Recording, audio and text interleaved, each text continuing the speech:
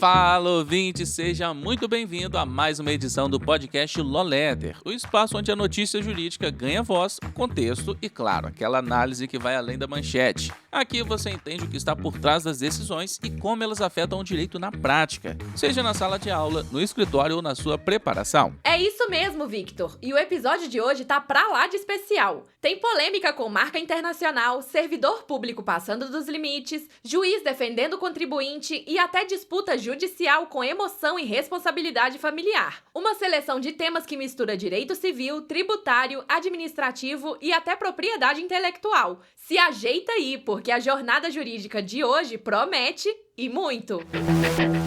A gigante da moda chinesa Shein está enfrentando duas ações pesadas na Califórnia movidas por nomes de peso, Brandy Melville e Coach. A acusação? Copiar descaradamente modelos registrados, usar imagens sem autorização e confundir o consumidor ao ponto de parecer que os produtos da Shein pertencem às marcas originais. É o típico caso de onde termina a inspiração e começa a violação. Essas ações nos Estados Unidos se apoiam em dois pilares jurídicos fortes, o Lanham Act, que trata de marcas e concorrência desleal, e as leis federais de copyright. Já que no Brasil, os paralelos seriam a Lei de Direitos Autorais, Lei nº 9.610, de 1998, e a Lei de Propriedade Industrial, Lei nº 9.279, de 1996. Ambas são claras: reprodução ou imitação de criações protegidas sem autorização com fins comerciais é violação e ponto final. Com isso, se condenada, a Shein poderá ter que retirar do ar todas as peças que imitam os modelos denunciados, além de pagar indenizações milionárias. Mas o mais importante é a lição que fica para todo o mercado da moda e também para profissionais do direito. O estilo tem limite, e esse limite se chama proteção legal. A criatividade não pode ser argumento para violar propriedade intelectual alheia. Para quem atua no meio jurídico, especialmente em direito empresarial ou moda, esse caso é um prato cheio. Ele mostra como a proteção de design, marca e imagem é essencial e como o compliance jurídico precisa caminhar lado a lado com o branding. No fim das contas, um contrato de cessão bem redigido ou um registro preventivo pode valer mais que 1 milhão de curtidas. E para empresas que ignoram isso, o próximo desfile pode ser no tribunal. A segunda Câmara de Direito Público do TJSP manteve a condenação por improbidade administrativa de uma servidora pública que decidiu dar uma ajudinha ao marido.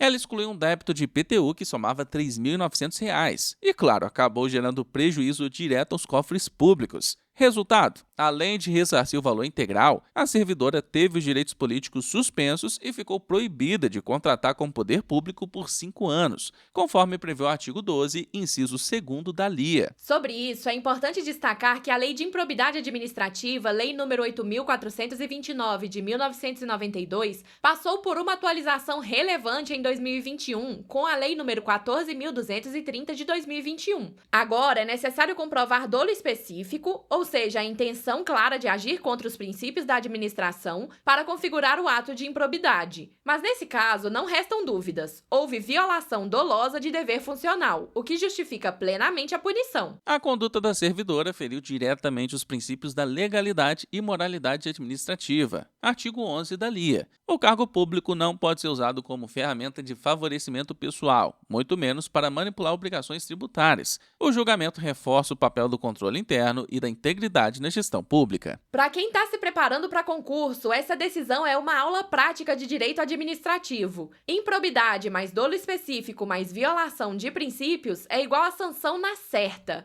E mais, serve de alerta para gestores e agentes públicos. O poder de decisão não pode ser confundido com privilégio pessoal, e quando isso acontece, a justiça cobra com juros e correção. E agora, uma decisão recente chamou atenção no universo tributário. Um juiz autorizou que o ITBI, Imposto de Transmissão de Bens Imóveis, fosse calculado com base no valor real da transação, e não no valor venal de referência estipulado pela prefeitura. A mudança não é só técnica, ela pode fazer diferença direta no bolso de quem compra ou vende imóveis. Na prática, o valor venal costuma ser superior ao valor de mercado negociado, o que leva muita gente a pagar mais imposto do que deveria. Ao aplicar o artigo 145, parágrafo 1º da Constituição Federal, o juiz invocou o princípio da capacidade contributiva, ou seja, a regra de que ninguém deve pagar além do que pode ou do que é justo, de acordo com a sua realidade econômica. Essa decisão também dialoga com o princípio da legalidade tributária e com a segurança jurídica. Afinal, o contribuinte precisa saber o quanto deve pagar e por quê, sem surpresas, abusos ou arbitrariedades. E nesse ponto, usar o valor efetivamente pago na negociação é muito mais transparente do que aplicar um valor imposto unilateralmente pelo município. Para quem está estudando direito tributário ou atua na área, esse caso é ouro. Mostra como princípios constitucionais como capacidade contributiva, legalidade e isonomia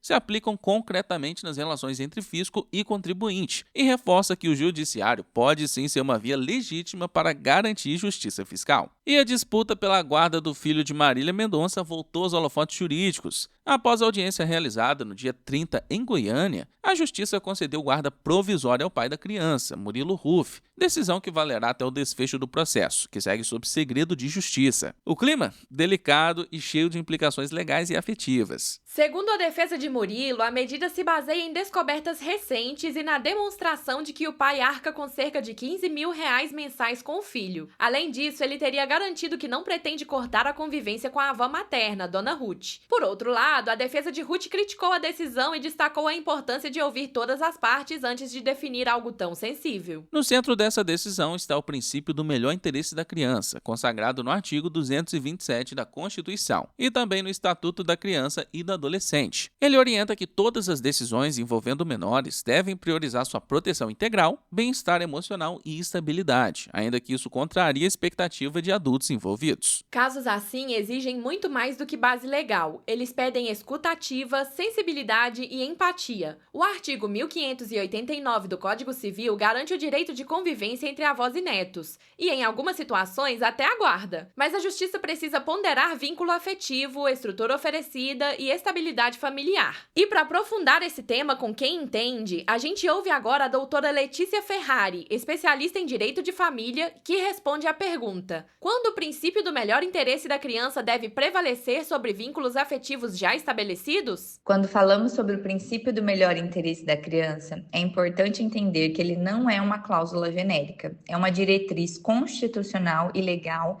que exige do judiciário uma análise concreta, sensível e cuidadosa, sempre centrada na proteção integral da criança como sujeito de direitos. Os vínculos afetivos já estabelecidos são sim relevantes. Eles compõem a rede de proteção emocional da criança e eles devem ser considerados. No entanto, eles não podem ser absolutos. Eles não podem ser utilizados como escudo para manter uma criança em um ambiente violento, negligente ou onde haja abuso, instabilidade ou violação desses próprios direitos da criança. O afeto ele só é saudável quando ele vem acompanhado de cuidado, responsabilidade e compromisso com o bem-estar da criança. Por isso, o melhor interesse pode e deve prevalecer sobre os vínculos afetivos, quando esses vínculos colocam a criança em uma situação de risco, sofrimento psíquico ou ainda impede o seu pleno desenvolvimento. A proteção à infância ela exige do judiciário uma coragem para romper padrões, inclusive afetivos, quando esses padrões reproduzem desigualdade, violência ou negligência, ainda que eles estejam disfarçados de afeto. O melhor interesse não é aquele que o adulto acredita ser para a criança, é o que a lei, a psicologia, a vivência concreta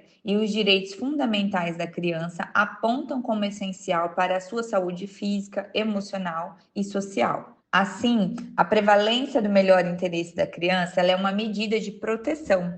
Às vezes ela não é a ruptura, é um cuidado. Proteger significa também reconhecer que nem todo afeto ele pode ser saudável e que manter o vínculo, em alguns casos, pode sim perpetuar o dano.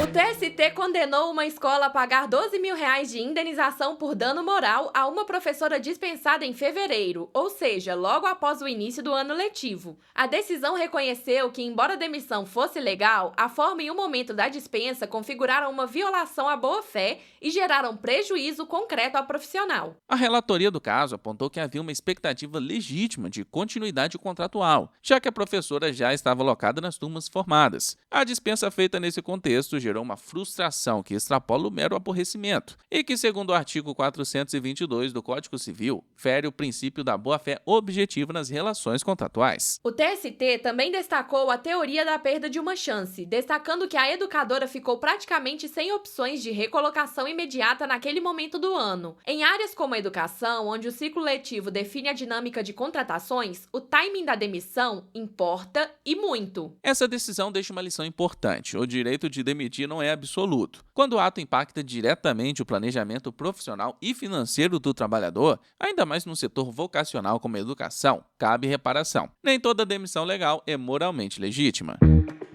E com isso, a gente encerra mais um episódio do podcast Law Letter. Se esse conteúdo te ajudou a enxergar o direito com mais profundidade e clareza, a missão tá cumprida por aqui. Na semana que vem, a gente tá de volta com mais decisões, debates e histórias reais que conectam a teoria à prática. Enquanto isso, aproveita para seguir a Law Letter no Instagram, no Spotify e, claro, indicar o episódio para aquele amigo que respira direito como a gente. Até a próxima e não esquece! Law Letter, sua dose diária de inteligência jurídica.